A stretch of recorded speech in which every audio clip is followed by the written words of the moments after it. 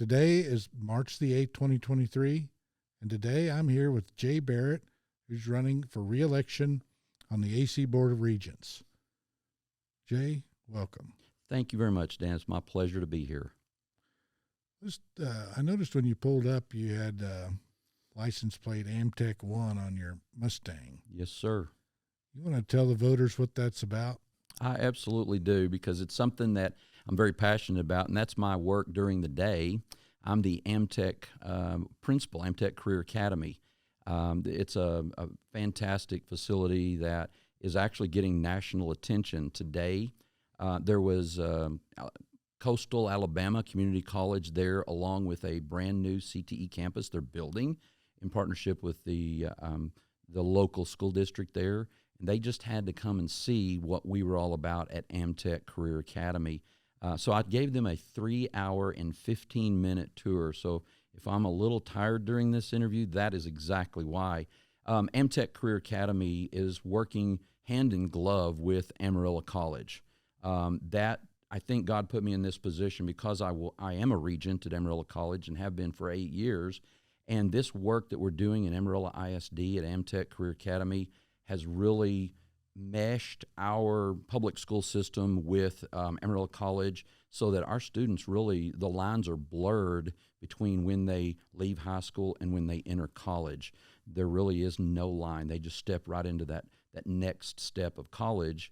And it's just been such a blessing to be Amtech principal. I put that license plate on my Mustang kind of as a gag kind of thing, but just to be more entrepreneurial, because I think principals and educational leaders need to be more entrepreneurial with our public school system kind of coming under attack some. We need to really stand proud for our public ed and what we are doing. But honestly, the benefit of that has been people know what that's about and come up and ask me, hey, tell me about Amtech. I want to know. Can I come for a tour? And on and on and on. So it's really been fun to have that license plate on my car. Well, good. So that means you're not a stereotypical stuffy principal. I've been called by my students the cool principal. And we have a lot of cool principals in Amarillo ISD, but definitely being where I am, there's no way I can do that. I have too much fun in my job. I love kids, and I passionately pursue excellence for them along with my fellow teachers. And I've got the best job in the world, absolutely. So what's your background? You know, I have been in education for 38 years. I'm from Canyon. I graduated in Canyon High in 1981, went to West Texas A&M, graduated there. Somehow or another, I got through that without much student loan debt, and got into education. I went to Rota, Spain, actually, and did my student teaching at a naval base there, which was a fantastic experience because I had never really been out of the Texas Panhandle, never flown in a plane before, and I get on a plane and fly all the way to Malaga, Spain, and end up at that naval base for 3 months. And it was the chance of a lifetime to get to work with such talented young people whose parents were in the military there. And I taught English when I got out of English and journalism, actually. So I lived there, went to Pampa High School, and was the tennis coach there and taught English for 6 years. Loved every minute of that work. While I was there, I went to North Texas, started working on my master's degree, and then I graduated from West Texas A&M in 1993 with my master's in mid-management. Got a job at Tascosa High School back in 91 and was the assistant principal there for 2 years. I was the associate principal at Palo Duro High School for 2 years. And then in 1995 to 2000, I was the Forest Hill Elementary School principal. And then I've been a lot of places. Then in 2000, I took a position at Travis Middle School, and I was there 8 years. And then I have been either at ACAL, I was ACAL for 13 years, and when we moved ACAL into Amtech, another 2 years. So 15 years total working with career tech ed. So a total of 38 years in education. I've been a principal for 28 of those years. And so that's basically my background. I've worked with Amarillo College now for 8 years, And I think that my experience as an educator lends itself to being a regent at a community college. As the El Paso Community College president tells people when they talk about me, they say, he gets it, he's an educator. So that has helped me be a regent because I understand those students that we have at Amarillo College. Many of those are the students that we've had at Amtech or in Amarillo ISD. So that's basically my background. I've got a wife, Pam. We've been married for 36 plus years. I have 3 boys, all grown. I've got 2 grandchildren, 2 grandsons that are just the love of my life. I am involved in quite a few things. Maverick Boys and Girls Club. I'm the vice chair of that organization. I'm on the Governmental Affairs Council at the Chamber Advisory Council there. And I'm actually, as part of my background as regent at Amarillo College, I'm the chair of the board of directors of what is called the Community College Association of Texas Trustees, a statewide organization for all the 50 colleges in the state and over 400 elected regents and trustees. So that's a different story how I got my arm twisted into being that, but it has been really great work that I've been able to do with a committed group of people at CAT, which is what it's called. So my background really is just, I think, perfect for what I do at Amarillo College and what I want to continue doing at Amarillo College. So what is the role of the Board of Regents?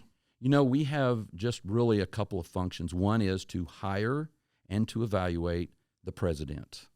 And then we provide governance and we set policy. So those are really the only 2 job functions that we have. But those are really broader than that. We advise. We are proud of our college. Amarillo College, for the second time, is up for the Aspen Award for the top college out of over 1,200 colleges in the nation. I mean, just think about that. Amarillo College was a top 5 rising star 2 years ago, meaning that we are doing the work that colleges are supposed to be doing. We are meeting our students where they are and taking them where they want to go through our work with our approach to poverty and our culture of caring that we have there. So we're involved in that. We're involved in board work on the legislative committee as part of that. And I've been on the AC Foundation previously for 7 years. Good work there, where we have a campaign going on right now called Badger Bold, a fantastic campaign to raise funds to give scholarships, to add to their structures around campus, to help us with some future goals that we have. And it gets the community energized in that. So really, in essence, we are the cheerleaders for Amarillo College. We are the ones that kind of set the boundaries for where policy is driven, and we make decisions that help move the college forward. Very good. So what over your next term, what do you perceive as what people think is the most relevant issues out there with Amarillo College right now that they'd like to see improvement in?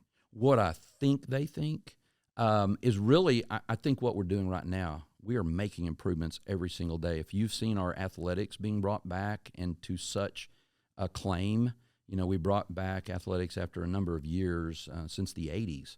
And it's really created a sense of student life on campus. We now have baseball. The baseball season's going on right now. They're playing out at Hodgetown.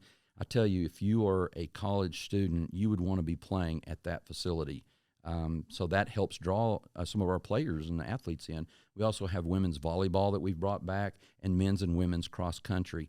I think that once we see these grow, that these organizations are doing well, these sports, that we'll continue to add future sports. I think that's in the future.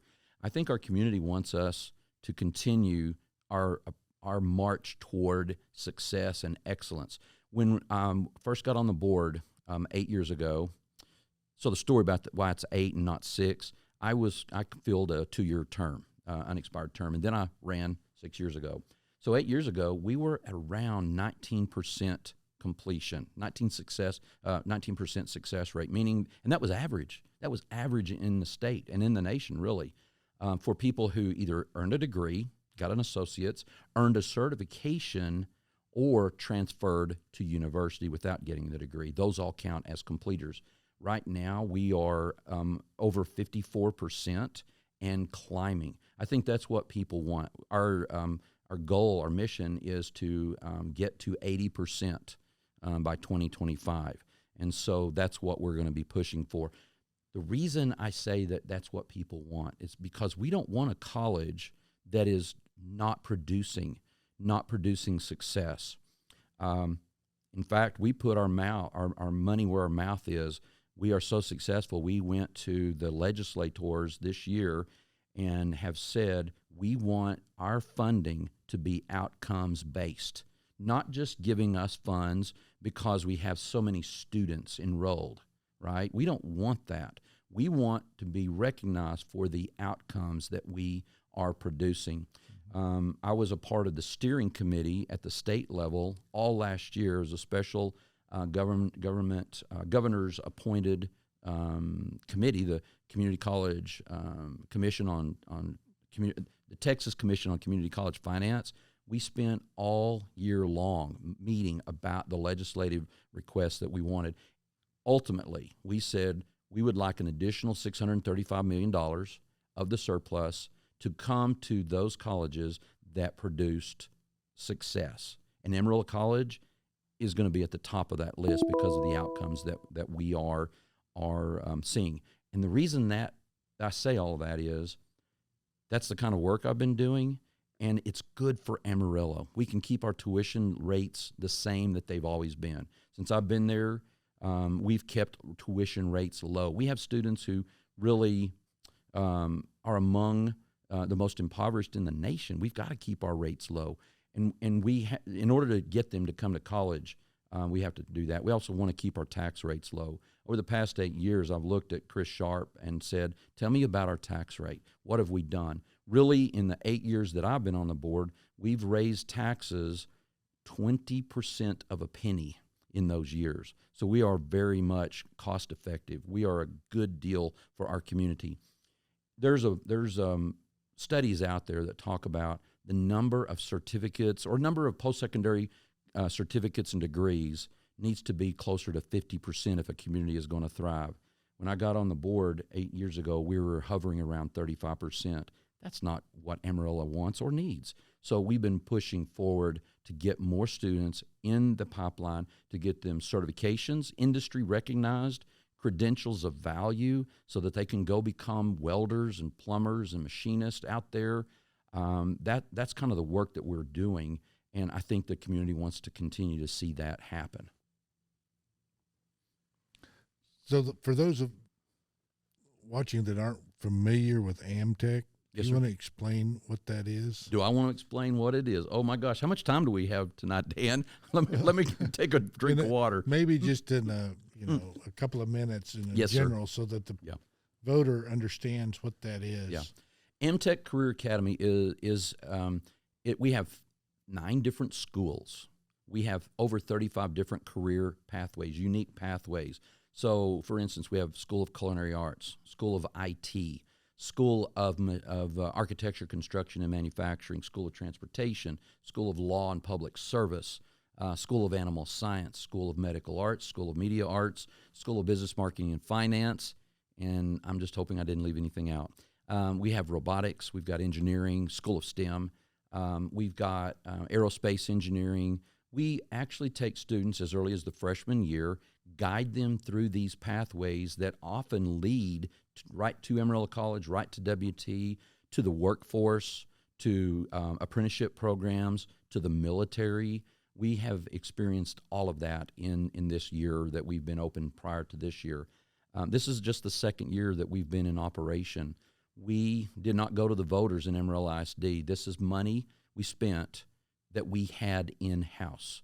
We had been collecting funds for kind of a rainy day when we wanted to build a school at some future time, and the board in 2018 said, this is the time. Let's build this school. Our community, it has a dearth of skilled labor. We did not have trades in schools for so long, and all we talked about was college, college, college. You've got to be successful, you have to go to college, which is absolutely not true.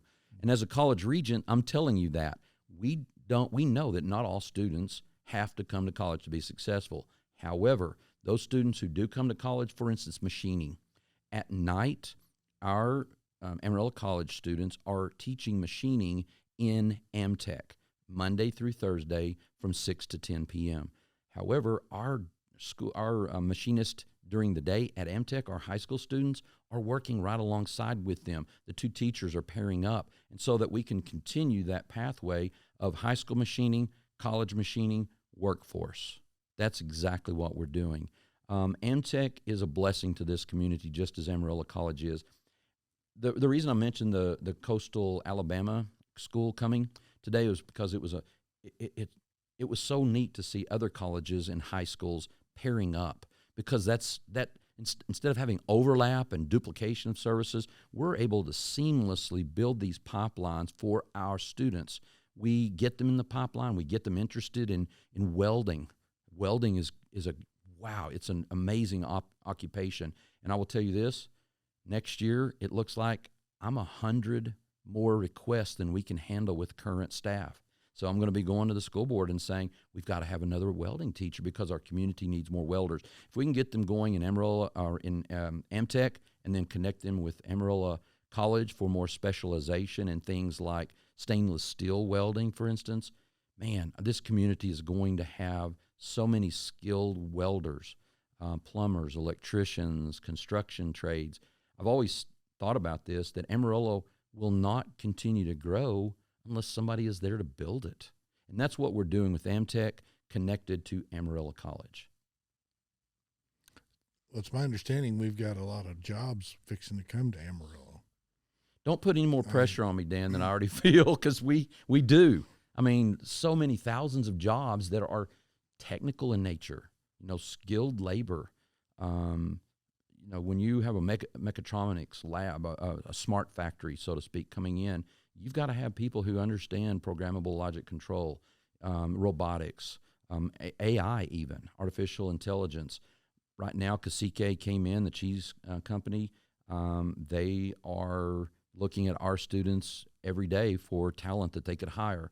We're trying to keep them locally. We had Los Alamos Lab come a couple of weeks ago to look at Amarillo College and Amtech students in machining. They're offering them 4 years of training, start out $45,000. By the time they end up, they are $90,000 plus in earnings, and that they were offered that the other night. I'm trying to keep our talent here. So I was like, I don't know. I don't want them to go to New Mexico. I'd like them to stay here in Amarillo. But that's kind of the thing that we're doing right now. So it sounds like that's something that could grow or Yes. expand rapidly. We need it to. We really do. I don't know if you knew this, but Amarillo College purchased the property on Washington Street there at I-40, and that will bring in some more of the East Campus trade programs into town, because some people get lost on the way out to the East Campus, but it'll make it more accessible to a lot more students. And so that's going to be something that we do with more of the trades, and that's how we're expanding. I'm working with David out at, he's the East Campus Dean, David Hall, working with him to figure out how we can make these partnerships grow. Of course, Mr. Loomis at Amarillo ISD and Russell Larry Hart work together as well to try to build these programs, because we want AISD and Amarillo College to work together for the betterment of this entire community and really the region. If our students can get a CDL and go to, Plainview and Dalhart and all these other places on deliveries, and then be back home every day at 5:30 or 6, that's a good deal, and they're making good money doing that. Mm-hmm. Something like that, all the way up to somebody who is an aerospace mechanic, like we're doing out at Amarillo College at the East Campus. I'm really excited, now that I think about the East Campus, about the First Responder Academy that will be built across the Arts in the Sunset building, the old Sunset Center. We purchased the old J.C. Penney building at Amarillo College and are converting that into the First Responder Academy to get more police, fire, emergency vehicles out on the road, through EMT and training. We're working with them on that because we have that School of Medical Arts. We've got Law and Public Service. We can literally show the students, look out this door, right over there is where your next step is. That's brilliant. I mean, that's just really showing students who otherwise wouldn't go to college or wouldn't even know to go to college. We can say, here's where you're going to college next year. You can give them a choice. It's all about choice. And that's the thing about what Amtech has done. We've flipped the script on prescribed education for students. I have this year at Amtech 2,309 young professionals. That's how many students we have. There are 2,309 unique pathways that we help them get to their vision, to their dream, their aspirations. When you first walk into Amtech, we have the Aspiration Atrium. And it's a reminder to us that our young professionals there have these hopes and dreams that our Amarillo College young people also have. I shouldn't say young people, students, because the average age of an Amarillo College student is hovering around 25 to 26 years of age. Everyone has these hopes and dreams that only education can help them attain. And that's what we're there about at Amtech and Amarillo College. We connect people to their future selves, the dreams that they tell us they have. We show them how to get there. I know that sounds philosophical and all of that, but man, we live that every single day, Dan. Every single day. Well, that's great. Is there any other communities that have done something similar? With that, well, obviously Alabama's doing it. There are some that have tried, but nothing like Amtech and AC. I was thinking it was like something unique in the whole nation. It is. We call ourselves the Premier Career Academy at Amtech, and then we work with the top 5 college in the nation. Are you kidding me? How can we fail unless we're just dumb? We've got to connect those two entities and do what we're doing. That school in Alabama that came today is a perfect example of those that are emulating what we're doing. They had heard about us. Actually, how did they find out about Amtech? They heard about us because at a SACS visit, which is an accreditation visit that Amarillo College got. They get one every 10 years. They got that, last semester. Well, a dean at the Coastal College there said, if y'all are wanting to do this school, you've got to go see Amtech and what they're doing with Amarillo College. So that's why they came today.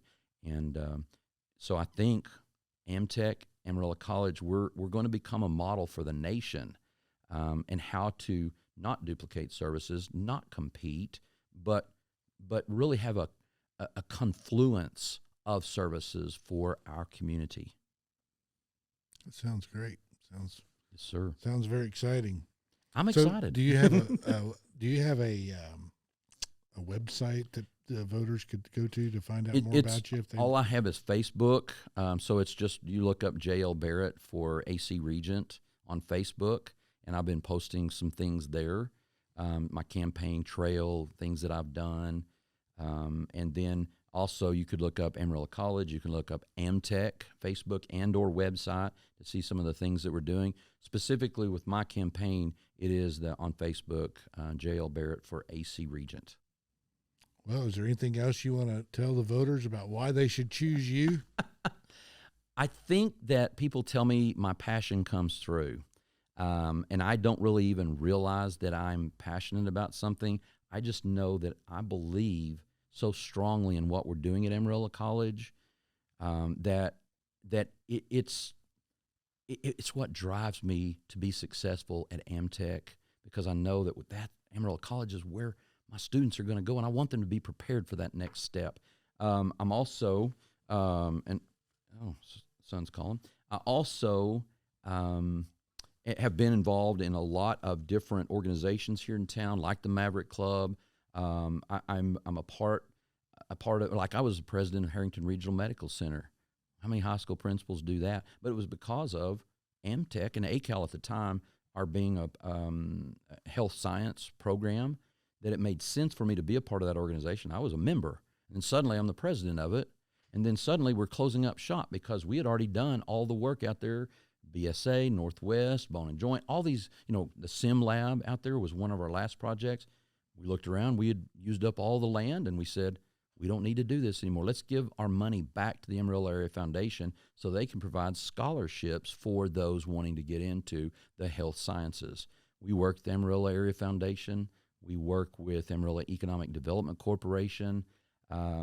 There is a business coming to Amarillo if they make this decision, but they were Amarillo was somewhere around 50 of their choice of cities to come, but when they saw what we're doing at Amtech and Amarillo College, they now are going to make a decision. It's a $1.6 billion company. They're going to be making a decision very soon, and we're in the top 2 in Amarillo because of what we're doing in Amarillo. I want to continue doing that work. I love the work that we're doing. I love seeing my students on campus when I'm there. I have a feel for the legislative process. When I went into this, I had never been to the state legislature like I need to be, and now I'm there all the time. I was in one day, I was in Washington, D.C., talking to Ted Cruz and John Cornyn. The very next day, I was called by the Texas Association of Community Colleges to come and help prepare testimony for the Senate Finance Committee. I was in the nation's capital, and then I was in the state capital, all within like 12 hours of each other. I was tired, but that was a good day because I'm seeing people. I'm seeing how the legislative process works. I'm seeing how Senate Bill 8, or actually House Bill 8 is going to become a law. That's the bill where we're going to get in Amarillo funding because of what we've done for a whole year. I'm familiar with that, and I think that I've got experience that will help lead the college into the future. I make good decisions, I'm told. I'm thoughtful.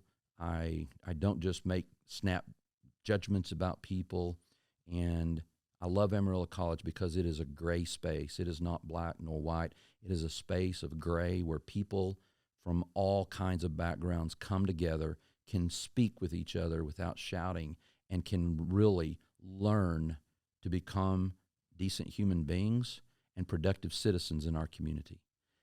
I guess that's really why I want to continue doing what I'm doing. I feel Amtech, AC, and all of my background in education really helps Amarillo College move forward. How's that? That's a lot to take in. It's a lot to take in, I'm telling you. Well, that sounds great. I think people have a pretty good idea of what your capacity is. So, think so. I appreciate you coming. All right, Dan. Thank you. By, and good luck out there on the campaign. And I'm sure we'll see you around at a bunch of different forums and whatnot between now and we'll be there. Yes, May sir. 6th. Yes, sir. I love doing that. All right. All right. Thank you, Dan. I appreciate that. Have a great day. You too. All right. Bye-bye.